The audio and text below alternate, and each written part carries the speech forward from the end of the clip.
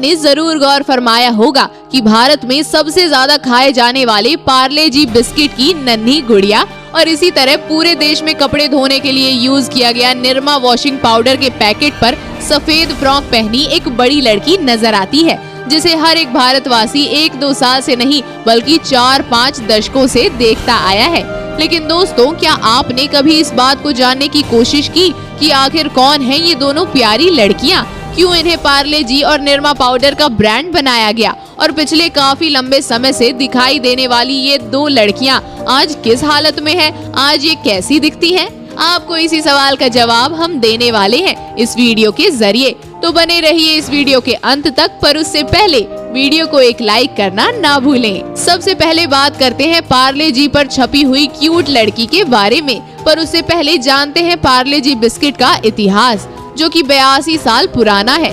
इसकी शुरुआत मुंबई के विले पार्ले इलाके में एक बंद पड़ी पुरानी फैक्ट्री से हुआ था। ये साल 1929 की बात है, जब एक व्यापारी मोहन लाल दयाल ने इस फैक्ट्री को खरीदा था, जहां पर इन्होंने कन्फेक्शनरी बनाने का काम शुरू किया और धीरे धीरे पार्ले जी कंपनी ने कमाई के मामले में रफ्तार पकड़ी और साल 1939 के आसपास में पार्ले जी के व्यापारी पर एक खूबसूरत बच्ची की तस्वीर को छापा गया, जिसे लेकर लोगों ने खूब चर्चा की है। इस तस्वीर को लेकर हमेशा ही एक महिला का नाम आया है और वो है नागपुर की नीरू देशपांडे का। पर कुछ साल पहले जब मीडिया में इस तरह की खबरें फैली तो मजबूरन पार्ले जी के प्रोडक्ट मैनेजर को सामने आना पड़ा। उन्होंने साफ तौर पर कह दिया था कि पैकेट पर दिखने वाली बच्ची की तस्वीर का वास्ता किसी से नहीं है, ये एक इमेजिनरी इमेज है जिसे मगन लाल दाहिया नाम के एक चित्रकार ने 60 के दशक में बनाया था।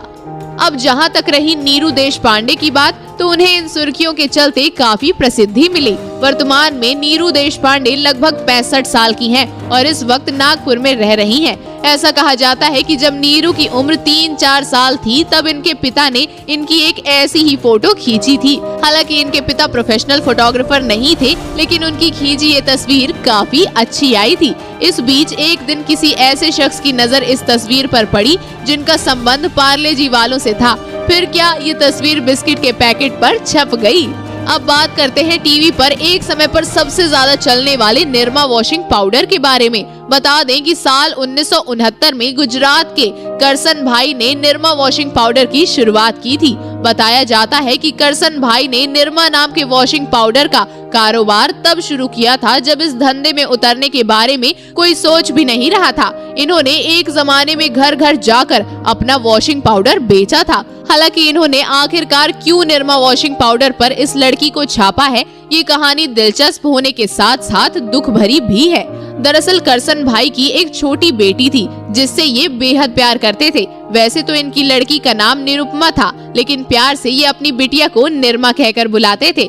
हर एक पिता की तरह करसन भाई भी अपनी बेटी को आंखों से ओझल नहीं होने देते थे, लेकिन किस्मत पर किसका बस चलता है। एक दिन कहीं जाने के दौरान निरुपमा का एक्सीडेंट हो गया और उसकी मौत हो गई। इस घटना से करसन भाई इस कदर टूट गए कि इन्हें संभालना मुश्किल हो गया था। ये हमेशा से इसी बात की ख्वाहिश करते रहते थे कि इनकी बेटी निरमा बड़ी होकर खूब नाम कमाए, लेकिन निरमा की अचानक डेथ हो जाने से इनका ये ख्वाब पूरा नहीं हो सका।